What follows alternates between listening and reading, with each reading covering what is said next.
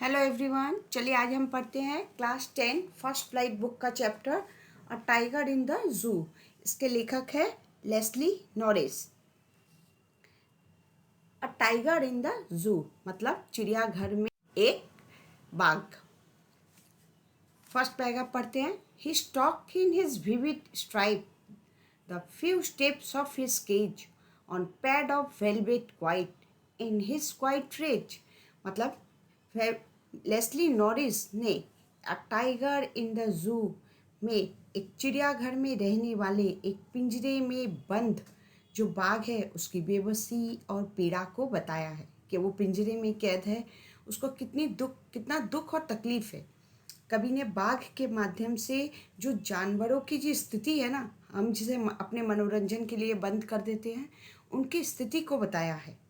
कभी चिड़ियाघर के एक बाघ के साथ खुले में घूमने वाले माने स्वतंत्र रूप से घूमने वाले एक बाघ, दोनों में अंतर बताया है और दोनों की मनोदशा को बताया है। तो पहले स्टेंजा में यहाँ पर कवि बोल रहे हैं he stalk in his vivid stripe. Stalk means चुपचाप चल रहा है, विविड स्ट्राइप माने उसके बॉडी पर, उसके शरीर पर बहुत सारी धारियां हैं जो बहुत चमकीली हैं।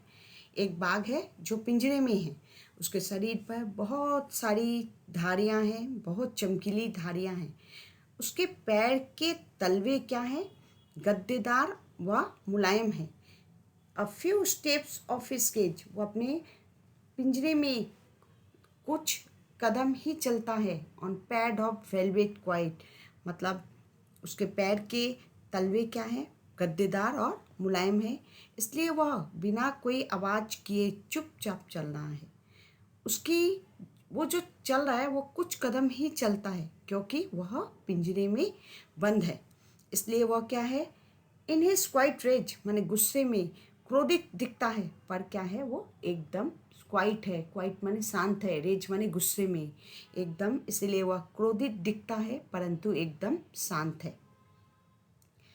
He should be lurking in shadow, sliding through the long grass near the water hole where pump deer pass. दूसरे स्टेंजा में कवि बोल रहे हैं, कवि जंगल में रहने वाले बाघ की बात कर रहे हैं। माने यहाँ पर बोल रहे हैं लर्किंग माने छुपना, छुपते हुए।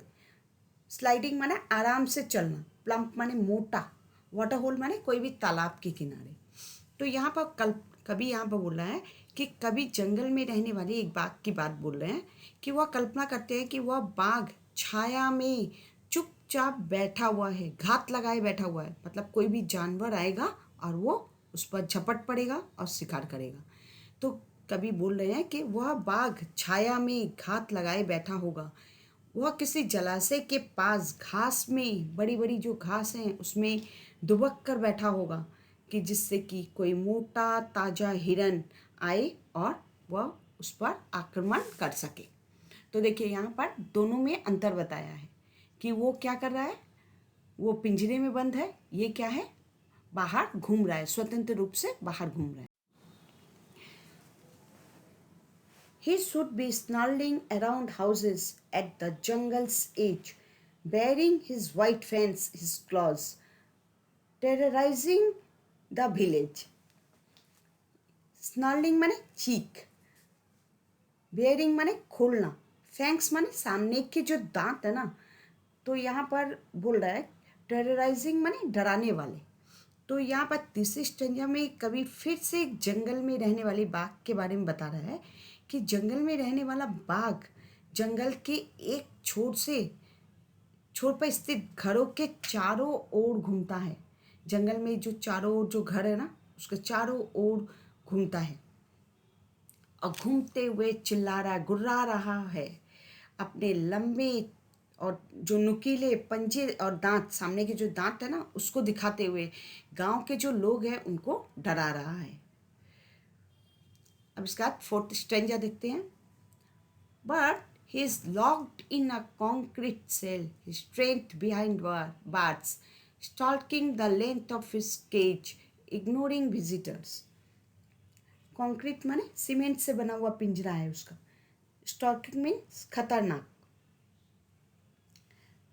अच्छा, यहाँ पर चौथे स्टेंजा में कवि बोल रहा है he is locked in a concrete cell, माने वो बंद है, सीमेंट से बना हुआ पिंजरे में वो बंद है। कभी चौथी स्टेंजा में अपने मन की बात लिखते हैं कि वह बाघ जो जंगल में स्वतंत्र है, पिंजरे में डाल दिया गया है। ठीक है, उसे क्या है, कंक्रीट की मजबूत कोठरी में बंद कर दिया गया है। उसकी शक्ति कहाँ है, पिंजरे के पीछे है। पिंजरे की जो सलाखें हैं, जो रॉड है, उसके पीछे उसकी शक्ति है। उसको, उसकी शक्ति को सलाखों के पीछे बंद कर दिया गया है। वह दर्शकों, इग्नोरिंग विजिटर्स, वह दर्शकों की परवाह ना करते हुए अपने पिंजरे की लंबाई में चलता है। Stalking the length of his cage, stalking माने चुपचाप चल रहा है पिंजरे की लंबाई में। He hears the last voice at night, the patrolling cars, and stares with his brilliant eyes at the brilliant star. पांचवी स्टेंजा में कवि ने रात के समय में पिंजरे के बाग के बारे में बताया है।